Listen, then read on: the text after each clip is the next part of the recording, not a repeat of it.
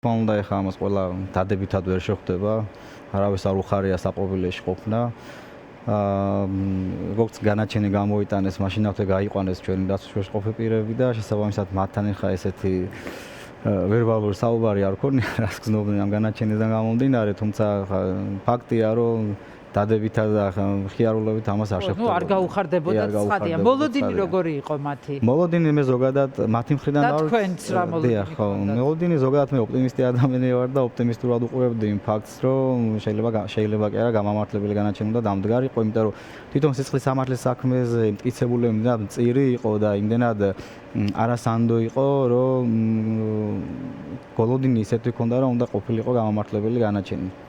თუმცა ესე არ მოხდა. თვითონ საგამოძიებო მოქმედება ჩატარებდა. თავად ქონდა იმედი ბატონ თემურსაც რომ რა თქმა უნდა ხა გარკვეულწილად რაღაც იმედი ყველას აქვს და რომ არა ეს იმედი ჩვენ ხო არ ვიქნებოდით ერთ ადამიანები რა. აი თქვენ ახსენეთ რომ მტკიცებულებები ფაქტობრივად არ იყო საქმეში ძალიან მწირი იყო. მე მანამდე მყავდა კიდევ თემურ ლომიძის წინა გამოშვებაში თემურ ლომიძის ადვოკატი და მასთან ვერ მოვასწარი ამ კითხვის დასმა.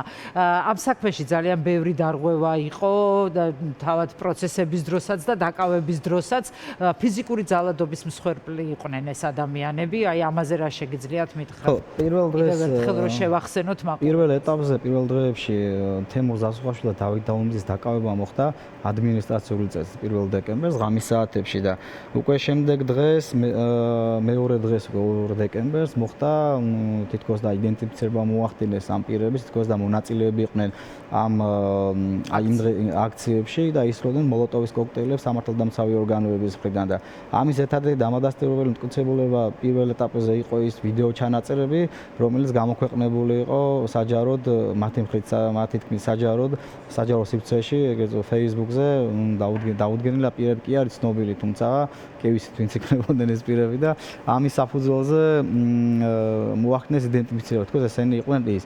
თუმცა ამ მტკიცებულებებზე დაყრდნობით რა ვიდეო მასალაზე უნდა დანიშნულიყო ჰაბიტოსკოპიური ექსპერტიზა და მოეხდინათ იყო თუ არა ეს დასახელებული პირები იმ ვიდეო ჩანაწერში. თუმცა როგორც ჩანს გამოძიებამ ამაზე ექსპერტიზა არ დანიშნა, ან შეიძლება დანიშნა და არ წარმოადგინა როგორც მტკიცებულების სახით, ვინაიდან ვერ ხდებოდა იდენტიფიცირება იმ პირების და დაკავშირება ამათ შორის.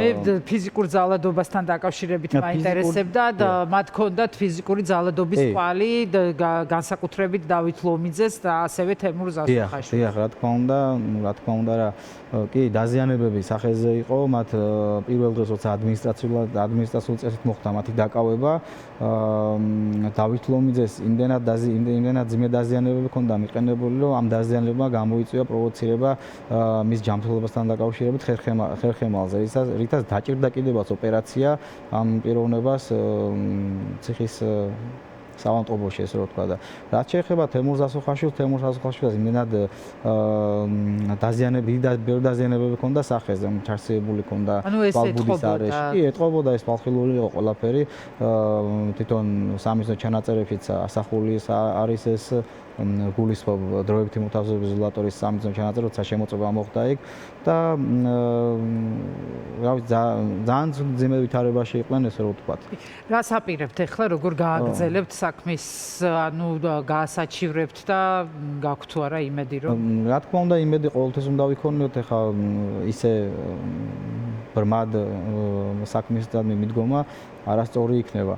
ამ სისხლის სამართლის საქმეში ერთადერთი პირდაპირ მტკიცებულება არის ფოტოსურათით ამოსნობის სოქმე, ორი ფოტოსურათის ამოსნობითა და განაჩენი რომ უტყუარი იყოს და გონივრულ ეჭვს მიღმა სტანდარტი დააკმაყოფილოს, ამისათვის აუცილებელია ორი პირდაპირ მტკიცებულება და ეს ორი პირდაპირ მტკიცებულება, რომელიც არის ფოტოსურათით ამოსნობის სოქმები.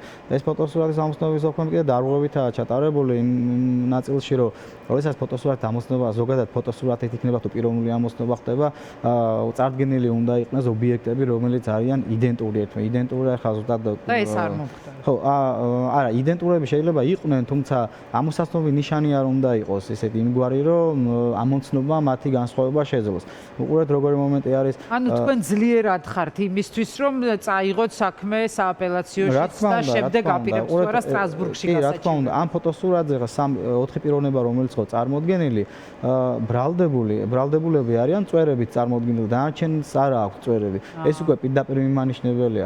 ჩვენ რო დაზარალებული გამოვკითხეთ ამ სისხლის სამართლის საქმეზე, ვინც არის ცნობილი დაზარალებული, კი, რომ ანუ გამომძიებლის თქმით ეს წვერები იმდენად შეუმჩნეველი იყო და ანუ აქმადი არ იყო, რომ დაზარალებულზე ზეგავლენას ვერ მოახდენდაო ეს, მაგრამ დაზარალებულს რო დაკითხვის დროს, ანუ ეს პროცესი მიმდინარეობს, რომ დაუსვით კითხვა, თქვენ შეამჩნიეთ თუ არა ეს წვერები მის სახეზე, ანუ ადამიანის განაცხადა, რომ კი შევამჩნიეთ. ნუ მსგავსი ბევრი დეტალები არის, რომელიც ქმნის იმ შთაბეჭდილებას, ანუ არასანდოს ხდის ამ მტკიცებულებას და გონილებასთანაც ვერ აკმაყოფილებს და ეს ორი პირდაპირ მტკიცებულება ქმნის, შემდეგში სხვა მტკიცებულებებს პირდაპირად, მაგრამ გაასაჩივრებთ, ანუ რა თქმა უნდა, გავასაჩივროთ აპელაციაში და დიდი მოლოდინი მაქვს იმას, რომ აპელაცია სამართლო ჩვენ საჩივარს დააკმაყოფილებს და სინდისის პატიმრებს გარეთ გამოუშვებენ. აუცილებლად უნდა გამოვიდნენ გარეთ, მე არ მაქვს ეს მოლოდინი, რომ სააპელაციო დააკმაყოფილებს, მაგრამ ამ ადამიანებს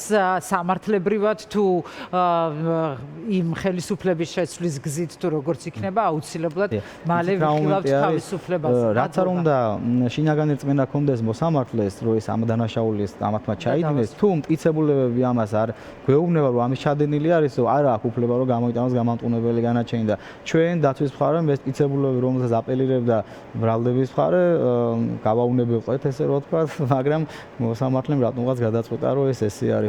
არის დავიღებთ იმ განაჩენს დასაბუთებას, რასაც წერს და მაგის მიხედვით გავასაჩივროთ და ვიმსჯელებთ ამ საკითხს. კი ბატონო. მადლობა ძალიან დიდი. ირაკლი აფსნაძე, თემურ ზასოხაშვილის ადვოკატი საუბრობდა პირდაპირ ეთერში.